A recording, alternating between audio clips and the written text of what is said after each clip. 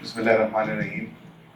Honorable Justice Aqeel Malik,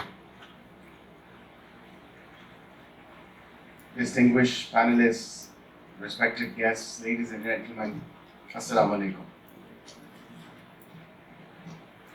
Being the host of the event, of course, at Ministry of Law and Justice, I'm here to deliver the vote of thanks to all the participants who've actually participated in this day-long annual symposium.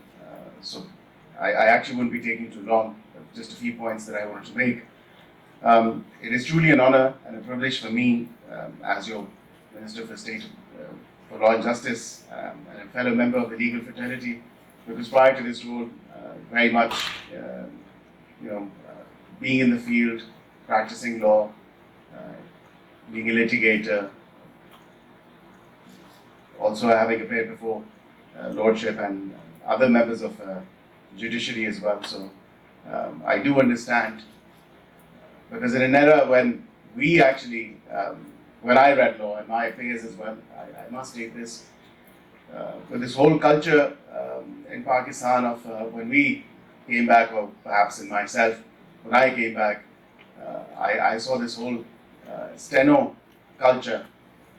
And for me, to be honest with you and personally, I will certainly be going down to the points and going through the points that I'm supposed to make as well, but sharing a personal experience with you. We were trained, myself and my peers, we were trained to draft ourselves, to write the opinion on any of the legal matters ourselves. So of course, having trained in Pakistan and abroad as well, for us it was, for me personally, it was very difficult to sort of go ahead with this entire steno system and dictating it to somebody else, because I think the thought process, when it flows, when you write it yourself, when you draft it yourself, when you form an opinion, just like Lordship has quite rightly stated that AI cannot actually do away with the human element that's supposed to be there. The AI in your judgment cannot replace the due consideration that you have to give to those mitigating or extenuating circumstances. And it is imperative that you have to have that human element attached to it, not just to truly rely on artificial intelligence. So it's quite apt. But in going forward and delivering my vote of thanks to all the members who've attended here and all the participants. So this definitely has been one of the most important annual symposium for judges on the technology for justice. And I think in this day and age of great technological advancements that we've made, so we must use these new tools in the legal system of our country as well. As someone who's practiced law and has been involved in shaping the policy, I understand that the critical importance of technology in transforming the legal landscape. Seminars such as this empower the judiciary with the insight, tools, and shared learning that is necessary to face the new realities of justice in a digital world. The discussions help bridge the gap between emerging legal challenges and judicial preparedness, ensuring that our courts remain accessible, effective, and future-ready. I strongly believe that judges, as guardians of justice, must be at the heart of innovation in the legal system.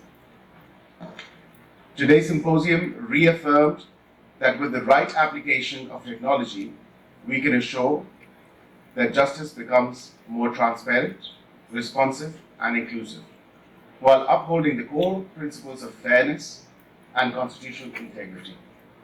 I extend my deepest gratitude to Honorable Mr. Justice Miangul Hassan Aurangzeb Saab, the Judge of the Supreme Court, for his inspiring and forward-looking address that reminded us that judiciary's evolving role in a digital age and how we can use